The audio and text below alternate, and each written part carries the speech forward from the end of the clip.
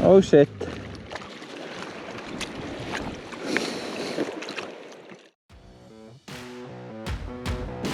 Hi friends! Today is May 1st. It's probably going to be, if not the, but at least one of the final snowmobile trips of this season. Today I am heading out by myself in the car up to a place called Jotka. I'm meeting my friend Torstein. He will be driving from Karasjok. It is getting kind of summery or springy at least. Today I'm also going to talk about the Yamaha and why I'm considering replacing it for the coming season. And if I'm to replace it, what am I to replace it with? These are the questions we will be answering today. I guess that's it for now. Oh, it's crowded up here. Wow. This was my parking lot. Let's see if there's room here. Yeah. Lots of room, no worries.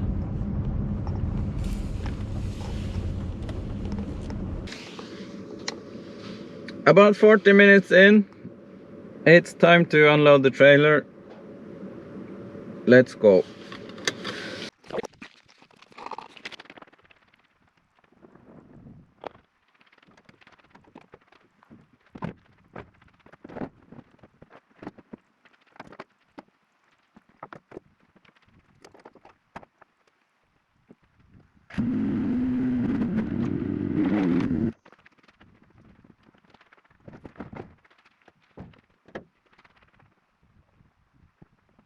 Okay guys, so here we are. This is my Yamaha Sidewinder Turbo. It's a 2018-2019 model. It's the XTX with the 141 skid frame. The mods that have been done on this are quite significant. First off, the engine tuning. It's a stage 3R chip from Precision EFI. It doesn't run on pump fuel. I need to add octane booster to get the maximum power. So if I don't have access to my octane booster, I can just dial it down to about like 250 horsepower and I can run it on pump fuel. As you can see, I have 7,450 kilometers. I bought it at about 2,500 I think. You can see there's an oversized wheel back there. And the track is actually a 146. We fit the 146 track just with a bigger wheel. But the most significant change, the stock XTX comes with a trail front end. But this is a MTX front end.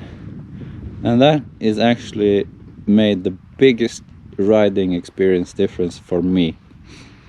To change the front end to a mountain front end, much narrower, and now I can do side hilling with it. It more easily turns in the woods. And with the 146 track, it's pretty playful now. So here's my backpack. Always ride with my backpack. In here I have a first aid kit, a shovel, a knife, some matches, and today I have a bottle of water and lunch and some extra gloves, a hat, things like that.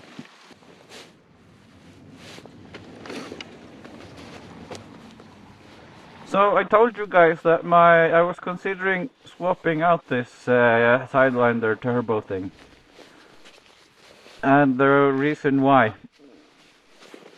So the number one reason is weight, and let me tell you more about this.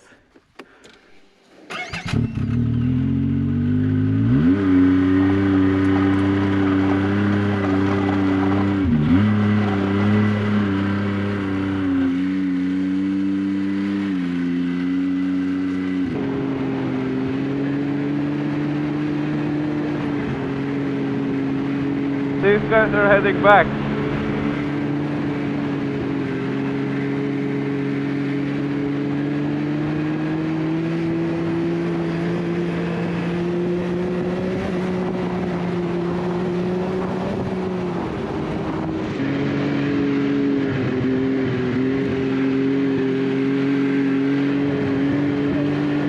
Okay, man.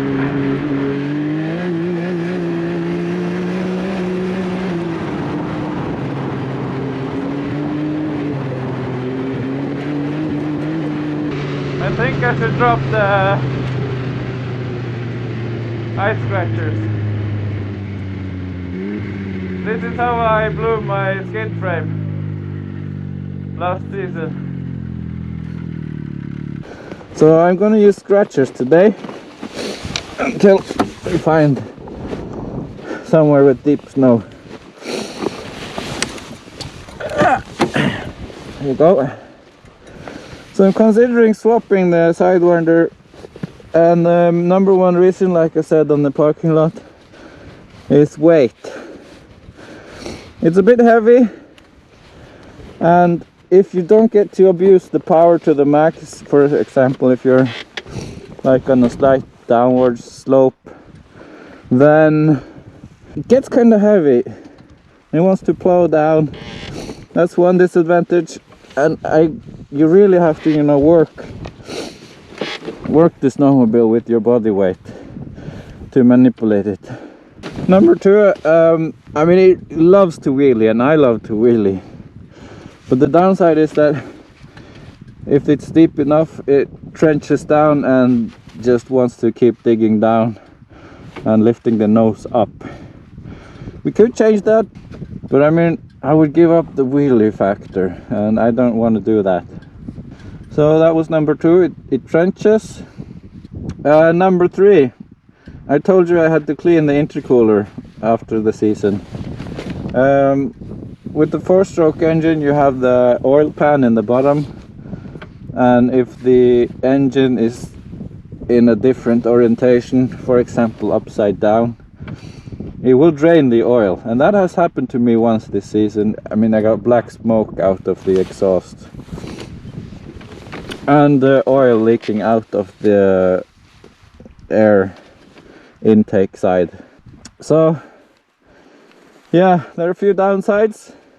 If I'm going to replace it with anything, it's gonna be with the lightest and most powerful 2-stroke engine I can find. Unfortunately, that excludes turbo engines. So my favorite right now is the Polaris 9R engine. It's really powerful, it's really lightweight. So we'll see. But right now I'm just having too much fun with all this power, the wheelie power. I'm losing traction here. With the narrow front end, it's kind of more tippy. I can't do corners flat anymore. The downside I can live with on these trails. People always ask, what's the top speed for Yamaha? The truth is, I don't know. I have no idea. But I know if I squeeze the throttle, it just keeps going.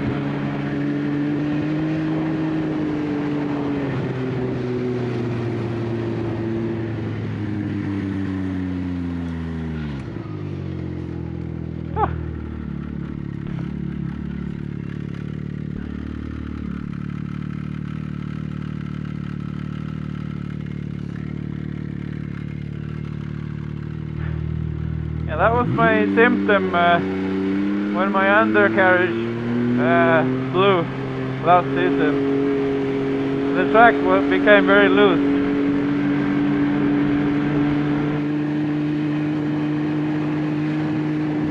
Just being paranoid and checking. Group of skiers over here.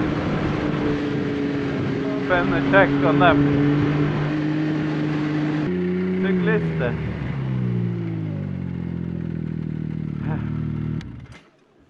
God dag.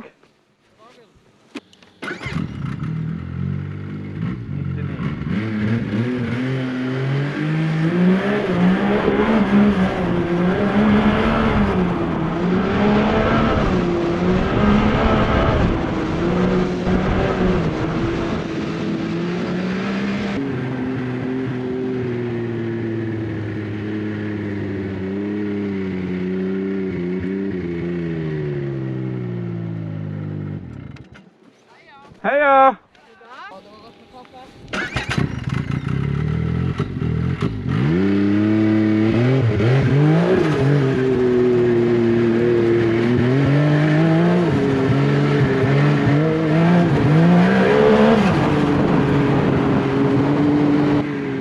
This is Wålisjovka. They have a hydropower plant over there. That's pretty cool.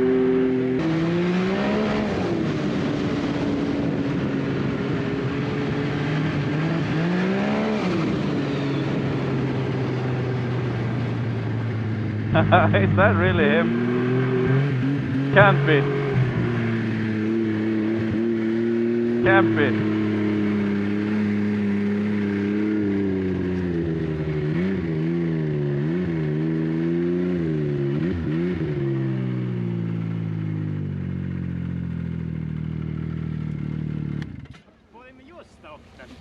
Køddko? Ja, han parkerer ikke Du må nå inn i den båt. Nå smitter no way. No way. Introduction. Hello. Hello. Let's check out the fish. It started snowing as well.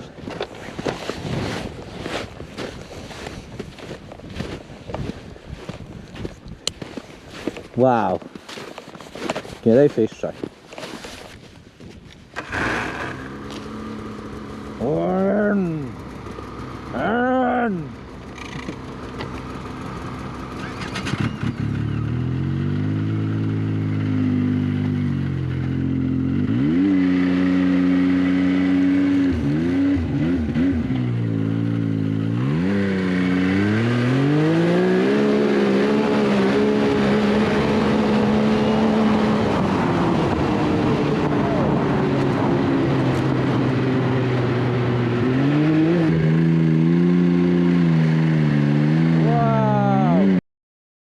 Hi friends, future Jens breaking in here. I will be answering 5 questions I know you are going to be asking after watching this video.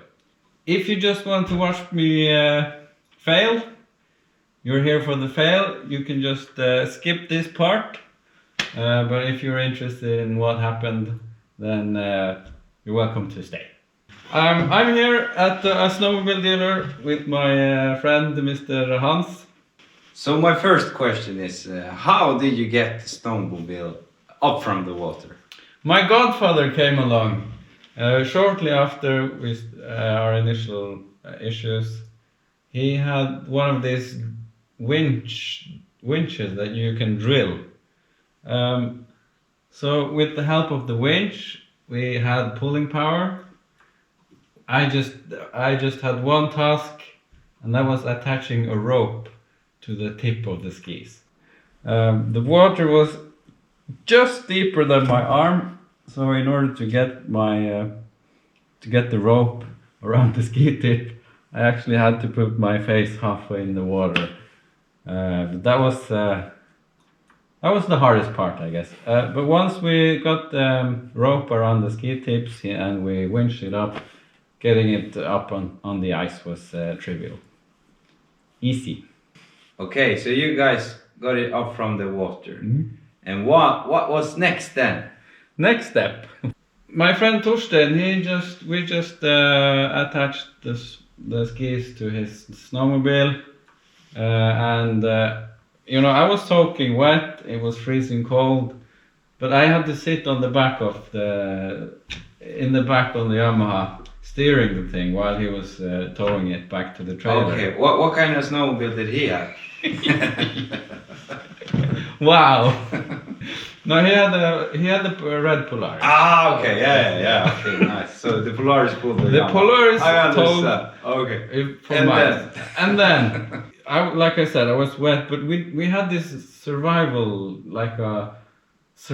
bag of a kind, Järvenduken. It's like a sleeping bag, but for outdoor use. I wasn't too cold when we arrived at the trailer. So how far was that trip? About an hour. Ooh. We started the car, got the heating going. So my socks were warm at this point. I had a snack, but then I remembered, hey, there's another snowmobile in the trailer. So we had the great idea. So we continued the trip, but what happened on that trip is kind of subject to a different time because that was pretty spectacular as well. I won't go too deep into that thing, but there was more towing involved. Then I just have to ask, did you get it running again, the Yamaha? The Yamaha. Obviously not, because you were towing it down. Yeah, we towed it down. But did you try to get it running again? Okay, so if you watch closely on the video, you'll see me pulling the tether. And starting from that moment, not before or but at that moment, a series of good decisions were made. So first off, when I pulled the tether, the engine was revving down. But it did swallow a lot of water, but there was no torque involved here, so there was no catastrophic failure. We never tried turning the engine again after it was wet. And that was a good decision, so otherwise we could also have catastrophic failure. And number 3, I drove it straight to, well, probably the best Yamaha mechanic in Scandinavia, Mr. Roy Daniel. He got the engine running again, and it's been fine. I've been testing it for a few trips. It's the purest mountain fresh water in the engine. It's not too bad. Salt water or contaminated water is way worse. So it was a fresh bath for you. Fresh bath, Yamaha. yes. Okay, I heard rumors that when you sink the snowmobile, it's quite expensive. Yes. Is that true? Yes. It cost about, like, what's it, $4,000 for at the workshop. That's kind of the price. If I were to get some quotes from other workshops, maybe I could have gotten it off way cheaper, but the peace of mind from going to Roy Daniel, I'm willing to. Yeah, and quality costs. Yes. Do you have any regrets? To be honest, not too many. I have one regret, and that is that I turned off the camera. No, that's why we can't see any more of the big happening. Exactly. So, I was quite devastated. So that was in panic or something? Devastated, panic maybe, embarrassed. Shame. Yeah. Because there was a lot of great content, happening afterwards. The recovery process, the towing part, the next trip we did on my spare sled, all of these things were missed. But I did try getting the camera back up, and it turns out that my power bank, which powered the camera, it was in my pants pocket, and that was underwater, so it would just short out. So it would have been great content that you guys missed out on. I'm sorry about that.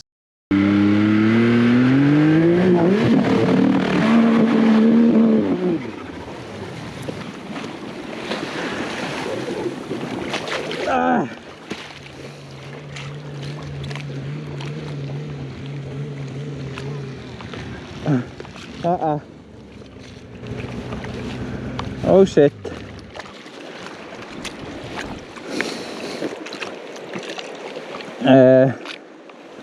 No ei varo mun on sooma tässä.